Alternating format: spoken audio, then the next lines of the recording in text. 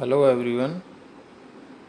मैं lecturer Sandeep Sharma SGV government polytechnic college में कार्यरत हूँ। मैं आज आपको 106 अप्लाइड मैकेनिक्स में सिंपल मशीन्स में वॉर्म एवं वॉर्म व्हील से रिलेटेड न्यूमेरिकल करेंगे। तो इसमें हमने जो न्यूमेरिकल हैं वो जैसे पहला न्यूमेरिकल है वो हम देख लेते हैं।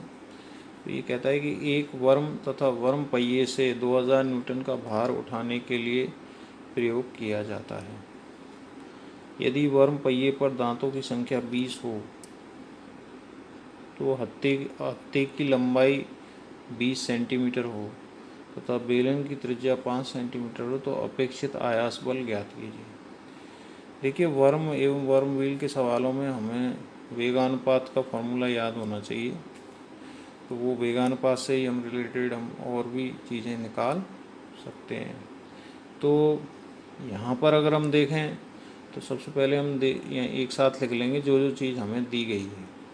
जैसे इसमें दिया गया है हत्थे की लंबाई L बराबर 20 सेंटीमीटर है, तो आपने हत्थे की लंबाई L बराबर 20 सेंटीमीटर लिख दिया। त्रिज्या जो है वो R बराबर 5 सेंटीमीटर है और दांतों की संख्या है यानी कि नंबर ऑफ टीथ जो हैं वो N बराबर 20 हैं, वो ये दिया हुआ है। भार आपका जो है वो 2000 न्यूटन है, यानी कि इतना भार उस वर्म और वर्म व्हील से उठाना है। तो ये चीज़ें हमको दी गई हैं। तो ये चीज़ें प्राप्त होने के बाद अब हम इसमें वेगानुपात का मान निकालेंगे। तो वेगानुपात का मान निकालने के लिए हमारे पास फॉर्मूला हमने देखा था, पिछले लेक्चर में देख चुके हैं। वेगानुपात VR बराबर होता है NL/R। तो NL/R। अब हमारे पास जो वैल्यू इनकी है ही, तो इनको पुट कर देंगे। जैसे N बराबर है 20 और L बराबर है 20, तो 20 × 20/5 यानी कि R हमें त्रिज्या दी हुई है। जब आप इसको सॉल्व करते हैं तो आपके पास आता है 80। तो यानी कि आपने वेगानुपात 80 निकाल लिया। अब हम देखेंगे कि यहाँ कोई दक्षता अलग से नहीं दी गई, तो आदर्श मशीन ही इसको मानते हैं। तो आदर्श मशीन के लिए क्या होता है कि दक्षता 100% होती है, तो उसमें वेगानुपात तथा यांत्रिक लाभ दोनों बराबर हो जाते हैं। तो हमारे पास वेगानुपात बराबर यांत्रिक लाभ इक्वल टू W/P, क्योंकि यांत्रिक लाभ बराबर होता है भार बटे आयास। तो हम ये फॉर्मूला यहाँ पे प्रयोग में ले सकते हैं। तो इससे क्या होगा कि जो वेगानुपात है वो अब W/P के बराबर है। तो हमने यहाँ से हम आयास का मान P निकाल सकते हैं। P बराबर हो जाएगा W/VR, क्योंकि वेगानुपात हम यहाँ निकाल चुके हैं, W का मान भी हमें पता है। तो ये हम W/VR फॉर्मूले में P का मान निकाल सकते हैं जब हमने रखा 2000/80।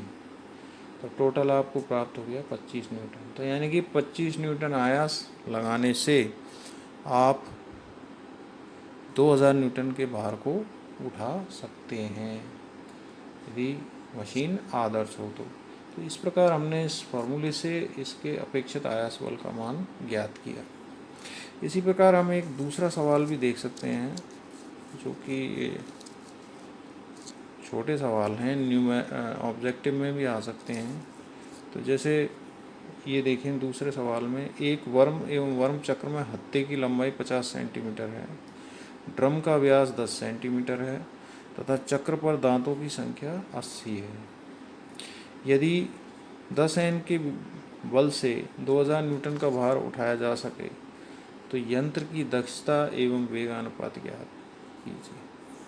तो ऐसे केस में क्या है कि हमको वही फिर से ये देखना पड़ेगा कि हमको दक्षता और वेगानुपात ज्ञात करना है। अब हम ये देख लेते हैं, जो जो चीज़ हमको दी गई हैं हम उनको एक साथ लिख लेंगे। तो हमें दिया गया है, सबसे पहले तो लंबाई दी गई है हत्थे की। तो हत्थे की लंबाई L बराबर है 50 सेंटीमीटर। व्यास जो है वो 10 सेंटीमीटर दिया हुआ है बेलन का या ड्रम का। तो हमें पता था हमारे फॉर्मूले में तो त्रिज्या है, तो हम इसको व्यास से त्रिज्या निकाल सकते हैं। त्रिज्या r बराबर 10/2 इक्वल टू 5 सेंटीमीटर। दांतों की संख्या क्या दी गई है? दांतों की संख्या n बराबर 80 दी गई है वर्म चक्र की। तो ये हमने ये चीज़ें निकाल ली। अब इसके बाद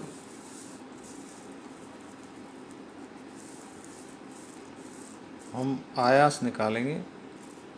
तो आयास हमारे पास दिया हुआ है P बराबर 10 न्यूटन और W बराबर 2000 न्यूटन। अब हमें क्या करना है कि वेगानुपात निकालना है। VR बराबर, अभी देखा था हमने फॉर्मूला NL/R होता है। तो ये वैल्यूज हमको दी गई हैं। n बराबर 80 है ही और L बराबर 50 है, यानी कि लंबाई 50 सेंटीमीटर और 5 सेंटीमीटर त्रिज्या है। तो हमारे पास वेगानुपात का मान आ जाएगा 800। तो ये वेगानुपात का मान निकालने के बाद अब हमें पता है कि यांत्रिक लाभ बराबर क्या होता है, W/P, यानी कि भार बटे आयास। और तो हम यांत्रिक लाभ भी निकाल सकते हैं, क्योंकि दक्षता बराबर होती है यांत्रिक लाभ बटे वेगानुपात। तो हमको यांत्रिक लाभ भी यहाँ पे निकालना पड़ेगा, तभी हम दक्षता का मान निकाल सकते हैं।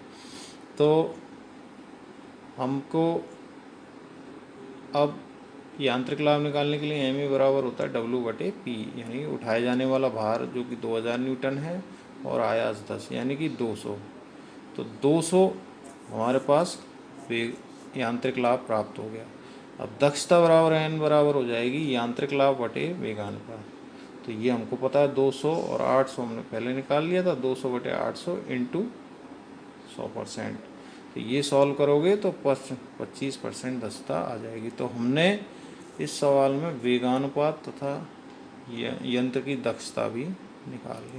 तो इस प्रकार आप अलग अलग तरीके के न्यूमेरिकल इनसे वर्म और वर्म व्हील के सॉल्व कर सकते हैं।